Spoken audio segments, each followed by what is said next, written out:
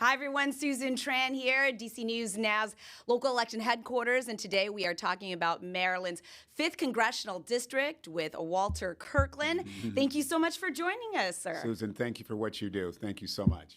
All right. What a pleasure to have you in here. And Sure. we got to start by kind of introducing yourself. There are a lot of Try candidates 23. in this race, and that's just on the Democrat side. And there you have go. the Republicans. And you are one of the lesser-known candidates. Yes, correct. Why don't we start with, why are you running? Why is this important for you? Well, you know, Susan, I've been asked to run before many years ago on the lower level, the mayor level, the delegate level. But this is the time to do it. I think this is the 250th anniversary of our country. I'm the founding president of the 100 Black Men. I've been lifing forward the last 30 years. I'm a successful small business owner. I've worked for Xerox for 10 years, Honeywell for 10 years, GE for another 9 years. And I really think the time is now. You need a person who has some work ethic, who's worked in the business and the community for the last 30 years, who understands how to engage our constituents. And I think I can do that. People are tired, Susan, of these career politicians, the same old talk track. They want something new. I'm just like that regular voter out there. And this is why I think the time is right. There are 20-plus candidates, but I think they're not authentic. I think they're running for wrong reasons. This is truly a grassroots campaign that I've worked the last several months, and I really think I can make a difference in Maryland District 5. I'm converting Republicans over to Democrats. I haven't engaged. How are you doing that? I'm talking to them about my platform, and they're really saying, you know what, I'm going to vote for you. I was always in the middle, but Walter, you're kind of likable. What I hear, I'm the grown-up in the room, Susan. So when I have these forums, we have about 8 of them, I'm typically the grown-up in the room with the business savvy and the tenure. Being in my 60s, I think I've been lifing forward. I've had life experiences, and you cannot excuse life experiences. A lot of my competitors are in their 30s. They have not lifed yet, if you will. That's not a word, but I really believe that the time is now, and why not now? Steny Hoyer did a phenomenal job the last 44 years, Susan. Right. But I really think you need a person who will check the box, who will be transparent, and I'm going to be present. That's why I'm running, and that's why I think I can make a difference, and that's why I'm different than the rest. We have a representative like Steny Hoyer, Yes. 45 years. He had this incredible track record. He Absolutely. shepherded and co-sponsored the Americans with Disabilities Act that to this day, everyone benefits from it. Phenomenal. What would it be? What would your kind of cornerstone, capstone piece of legislation that you want other people to remember you as? The first thing I would do, and obviously, as you know, Susan, as a rookie congressperson, you're not sure which committee you'll get on, but if I had the ability, it would be the John Lewis voting bill. The John Lewis voting bill is significant because gerrymandering, as you know, that's occurring across the country. We need diversity. We need to have that in play. And I think that's been taken away with this recent change in Louisiana that's affecting the country. That's the first signature thing that I'd want to put my arms around to make a difference. The other thing is universal health care. I'm a senior, and I think we need more than just subsidies. We need universal health care with low deductibles. Those are the 2 things that I would want to wrap my arms around right out the first 90 days. Now, obviously, it all depends on where I'm going to be put, but as a rookie congressperson, you can only do what you can, but you have to be transparent. But those are the 2 things that I would want to focus on out the gate. Okay, so let's talk a little bit more about this John Lewis Voter Yes. Rights Act, right? It's something that I feel like people don't necessarily understand. Why is that important? Why do we need that now? Why is it that we have to be racially diverse in our congressional districts? How would you explain that to your Republicans who are like, well, you're being racially discriminatory on the other side? Well, let's be fact-based, Susan. The world, America has 300 million people, correct? 10 million or 10% are minorities or some sort of minorities. It's about time that we start to convert that to diversity. And I think it's a power grab. I think folks are afraid of power and change. The world is changing quickly. Yeah. I'm a minority, you're a minority, and we have to have diversity. It makes us better. So why not have diversity? If you're qualified, if there are proper credentials, why not have diversity? It makes us better as a people. and look at these other countries. So I just think that's why it's important to continue to have this. When you're changing voter districts, that's just not the right thing to do to win votes. You need to have the right people in the right office no matter what their skin color is. This comes back down to reverting back 35 years. And we got to find ways to get back on track or a compromise, because diversity makes us better categorically. I don't care what your nationality is, but it absolutely makes us better because it gives us a different skill set moving forward. And I think the Republicans are afraid of that because it's a power grab. We need to make sure we stay in the middle, but we also, and I've done this the last 30 years of my professional career, always in the middle. I'm not saying it's totally racially motivated, but I'm saying diversity makes us better. And I think that's the position we need to have moving forward as it relates to age and it relates to diversity. That's why I think it's critical for us to have an open mind and get back to proper voting and proper margins. What's happening in Louisiana is very painful. But I'm not arguing that fact. I'm just curious as how do you bring that message to the majority to make them feel as if this is the right move? Well, all I would say is what I just said. I would just say, hey, I'm a minority, and I think we need as America to be more diverse versus being caught in this. I just think what they're doing is purposely redistricting to win votes. How is that the right thing to do in this day, in 2026? Yeah. I really believe it's a pushback on trying to keep their control and access, whereas before, I mean, this country's going to be 250 years old.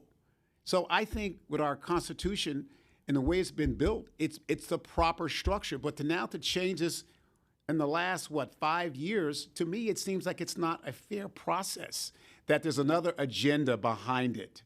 And I don't know about you, Susan, but I'm seeing a lot of diverse, a lot of mixed races. I was in Annapolis. There were a lot of mixed families from Spain, all over the country. And why is it we need to have diversity? And I'm not saying everything has to be black or white. Mm-hmm. That's why the middle piece is critical. And when you have fair lines for congressional districts, that's when you have fair voting. And gerrymandering and redirecting that after the fact, I just don't think it's fair. I think there's a way to present that in a way that makes sense based on historical profiles, based on voter engagement. This is why a lot of the young people are not getting involved with the voter process, especially in the minority area, because they feel there's no hope, there's no chance for change. But when you have more diversity, I just think it lends itself to better opportunities for better quality votes and better life. And I really think presenting it to the senior staff is like, this has to be a way to go in the middle versus going far left, far right. So I think we have to continue to try to be objective in the voting process. It's a dirty business, as you know, Susan. It's a very unfair business. But I also think I went to Rutgers and I went to my biology class, and I tell the story, 1976. Mm-hmm. And there were 2 black people out of 300 people in my class. I said, how am I going to pass this biology class? So I think if I had more diversity, I had more confidence. I did graduate. I was an athletic scholarship. But I think it just, when you look at where we are in this world, as we become more diverse, why go the other way? So that's just my opinion. No, I agree, and I appreciate that you're lending that. I'm just curious as, how do you convince people when they see it as it's hard. Kind of a retraction of what they It's hard. I think you have to just take baby steps. You have to get into Congress. You have to find out what your strengths and your weaknesses are, just like in business. And I would run this congressional seat just like a business person. And with that in mind, though, is there something that you can draw from in your business aspects that points to diversity lending a very helpful hand in again, like I said, business? Like I said, diversity is critical. I've worked in all these white majority organizations, and I've done extremely well. Yeah. I've been in the top 5% in sales and marketing. I've been a manager. So how I did that, if you want to kind of parallel that, is you get in, you learn. First of all, you got to perform. Then you got to find out who your friends are. And then you got to say, okay, let's take a chance on romance, if you will, on whether the person's Asian, Black, Hispanic. Let's see if they can do this job. Wow, he did pretty good job. Give them a chance. So I think the parallels is that I have found, because I've worked with majorities too, is that as long as that person's competent, they're performing properly, it makes us better as a people in business and in the world. So I appreciate the pushback, but I think that's what you have to do. It's based on performance. You don't do it because they're just black or they're Hispanic. You do it because they're the right person for that job. So when you look at the numbers and how it looks geographically, there's so many kids that I meet, Susan, I'm the president of the 100 Black Men, that don't think they're going to live past 25. They lose their hope because there's no diversity element to that. Well, why, Mr. Kirkland, should I even do the right thing? Because I'm not going to be here anyway. So when you have diversity requirements, this is how you change the world. This is how you change demographics, not only in the inner city, but also out in the burbs. And I think you need to have a person still pushing that in a small baby step way, not aggressive, not say, hey, I need 90% minorities. No, I just think let's just be fair in how we look at diversity again. Maybe we look at it differently than the first time when I got out of school. I think it's harder for minorities now to get out when I get out of college because there's so much stimulation, so much job. AI's taking jobs, and then what that leads to crime. And this is why good kids are stealing. They have single parents. They have mom is on crack, dad is in prison in these inner cities right here in D.C., and they're bored. So I think a lot of people across America don't have the same realities that we have as minorities. People think I came from a silver platter. I was on welfare. My mom had domestic violence, and I survived all that. You know why, Susan? Because I was an athlete. This is why I got this big ring on my finger. I was a Hall of Fame, and it saved me. And then when I went to Rutgers, I was like, wow, this is great. People actually have dinner time discussions about the world politics. I never had that. I never knew my dad until I was 13.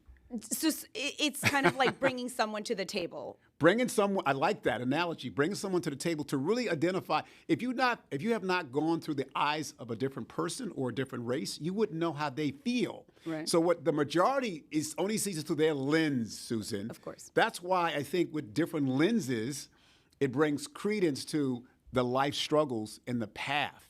When you can understand and identify that, it makes it, oh, you know what? That makes sense. Because you know what people say to me, especially majorities? Walter, you're just a nice guy. You're different. What does that mean? It's because I'm educated?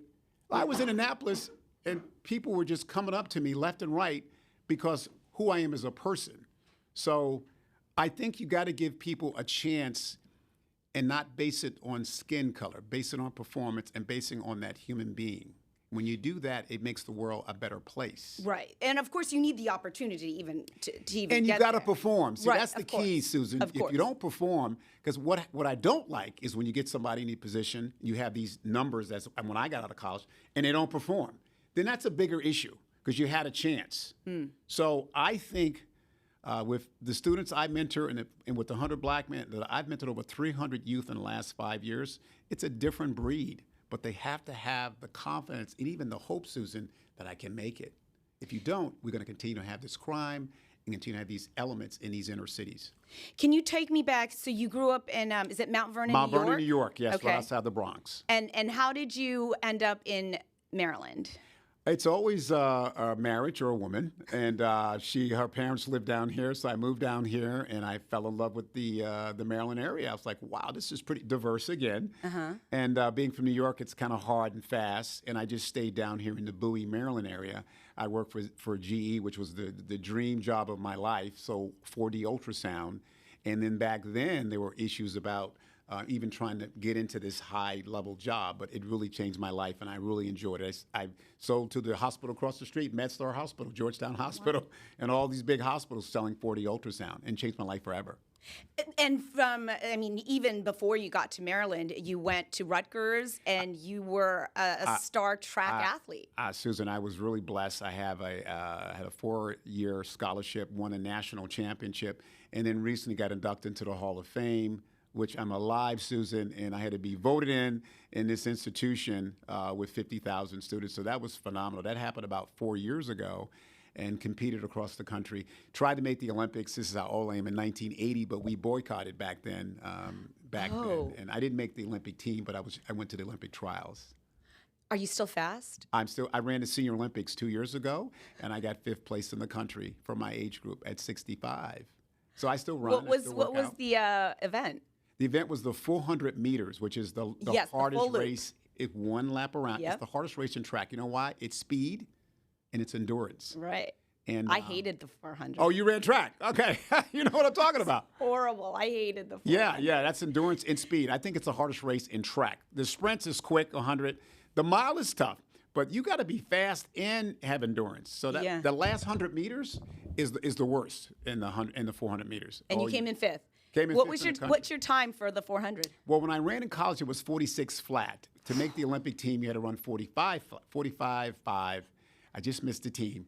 But I ran 59 at 65, which is pretty good. The world record is like 52 seconds. So that's not bad to be, not running after 30, 40 years and not getting hurt.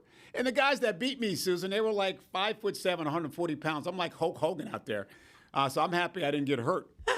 But I got fifth place. I was pretty honored. I love that you're still competing at that level. And I'm going to take the same performance and capacity in this senatorial, this job, in this congressional job.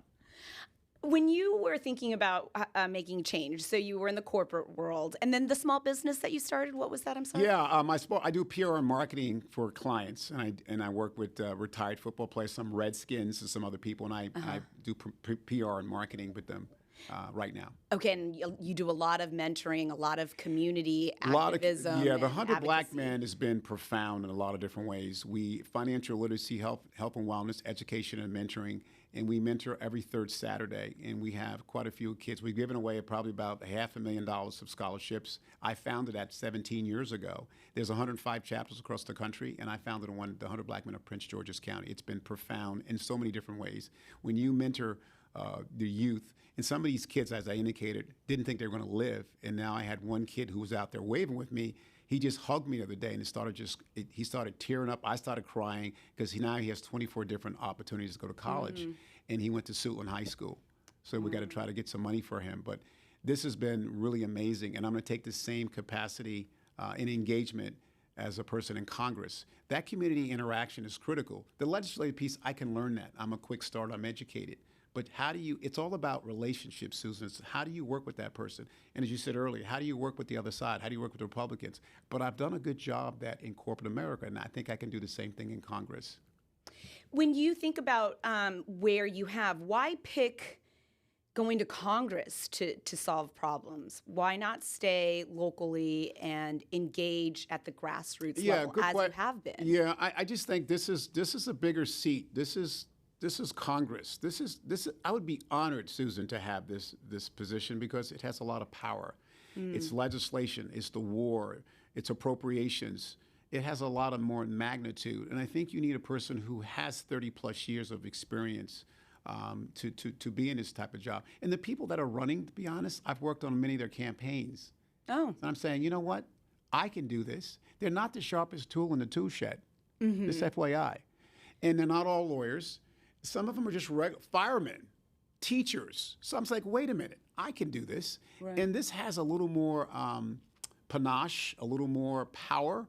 And I think based on the 30 plus years in the community and work, I was the chair of the March of Dimes. Philanthropic things. I was the chair of the Alzheimer's Association. My dad had Alzheimer's. He ended up shooting himself in the leg. He forgot the gun was loaded and he ended up dying. So I think based on my tenure, based on where I am, I'm in my 60s, this is an appropriate position versus going the low level that I could go, and I could win a delegate or a county exec. But from a congressional standpoint, you have to have somebody who can be in these appropriations that you respect, that knows how to facilitate, delegate, and engage. And I've done that the last 30 years. It's all about people, Susan. It's all about, do I trust Walter? This is the one thing I want your viewers to understand. It's about trust. Do I trust Walter Kirkland to support me? And that's what I'm going to try to parlay in this role, is the trust factor. How do you get your name out there, though? I mean, you have Harry Dunn, you have Mr. Boafo, who's supported by Congressman Steny Hoyer. You have Quincy Barabee. It's money. She funded herself with $3 million. I mean, that's you know what? How do you win against these? People? You have to go grassroots because people are tired of being bought. These are all bought people. Harry Dunn doesn't even live in the county, he lives in Montgomery County, and Harry Dunn is getting all his funds. He's a popularity person because he was the insurrectionist. So that's. But he I mean, he was faced with an angry mob on the Capitol building. But to answer your question, yeah, I can't worry about what they do. Yeah. It's when you get behind that curtain, like the Wizard of Oz, who are you going to vote? It's truly grassroots. I'm the only one that's been going to these fairs, these festivals. I'm out there in parking lots. I'm out here waving. None of those people are doing that stuff. So that's why I think I have the ability to win. If I don't win, I'll be in the fray. Right now, I think I'm in the top 5. And I really think you never know. I'm getting tremendous traction on social media, guerrilla style social media, TikTok, IG, Facebook. There's no one running like I'm running right now. We are definitely, we were in Annapolis this morning. Every day we're doing something on a viral effect, the Mandani. I'm like the Mandani here. I'm Barack Obama 2.0. I'm a different kind of guy with experience that people trust. And I think that's going to be the X factor. You can't be bought. Now, money makes a difference. I think people honestly are tired of all the commercials. The constant redundancy. I'm tired of, well, I'm going to leave it alone. There's just a lot of commercials coming through. And I think after a point, it's almost like so many signs, Susan, you almost block it out. But you need the name recognition. You need people to pull the lever for you. You do. But all I can do is put my head down and see where I land. All I know, I'm getting tremendous traction being a no name, if you will. I have a good presence in Prince George's County. I'm building that presence in Charles County. As you know, it's 5 counties. Yeah. I've done a lot of stuff in Calvary County, St. Mary's. So we'll see where this thing lands. But, you know, this has been a challenge, but it's a good challenge. And either way, I can't lose. You know why, Susan? Because I'm building my brand. And who knows where I may land somewhere else. So I have an attitude that I'm going to enjoy the ride, keep my head down, and see where we land. Where do you stand on the position of data centers? It is such a hot topic. There was a recent report released, I think, last week that said Maryland had the steepest jump in power bills in a year. Yeah. In the entire country. We're talking 89%. I know. Families are frustrated. Well, they're frustrated. You know why, Susan? Because what's happened is they're dumping these data centers in the inner cities where people are not as astute as well. And I think what's happening is it's not fair. I think data centers, they're going to keep coming. You know why? Because there are capacity issues with AI. And AI is not going away. So we got to bring them in with guardrails, in my opinion. Subsidies that go back to that city. I don't necessarily agree with these data centers, but I think you have to kind of find a way to deal with them because they're going to keep coming. But they got to be responsible, Susan. They have to have a retrofit on the back end for environmental concerns. I'm an older guy. I don't want to get sick. So we have to make sure when we do put them in there, maybe retrofit it in a smaller, maybe use solar. You got to look at other environmental considerations putting these things in moving forward. And then the citizens should not be paying for it. The companies should be paying for it. If they got to do those, make sure it's environmentally sound, and make sure they have environmental considerations to retrofit on the back end. It sounds very much like your political and business acumen in facing what you are thinking about. Is that fair to say? Say that again? That it feels like you're using your business and your community activism to look at data centers. You're not saying no data centers. Correct. You're saying, well, they're going to come, and we just got to do. I just think they're going to come. In my opinion, what do I know? I don't know, but I think if they have to come, let's have it with environmental controls, transparency, and let's try to be responsible if they have to come, and just don't dump them in an inner city where people not are astute as well, because they're in Virginia too. But so I just think it's hard to control that. You just have to have some sort of ordinance and some process and procedures to follow that, from reimbursements and rebates for that local area. This is a very local question, but I just feel like everybody's been talking about all of these teen takeovers, and you've had so much experience with all of these young people, right? Yes. Yes. So they gather. And, oh my God. And the option is you put curfew zones in, you ticket or arrest parents. What is your solution for something that, of course, is a very regional city, county problem, but people are... Well, guess what? Guess what's happening, Susan, which nobody talks about? I'm close to this stuff. I have some young mentees in the studio right now. And in Laurel, Laurel High School, where they were fighting, you know why they were fighting? They were bored. And they started throwing stuff around like we did in school, and it leads to fighting. It's a different world we live in. Some kids have knives and guns, and they're just bored. So you have to have curfews. You have to have more interface and more programs, especially for the inner youth in the D.C. area, because these kids don't have role models.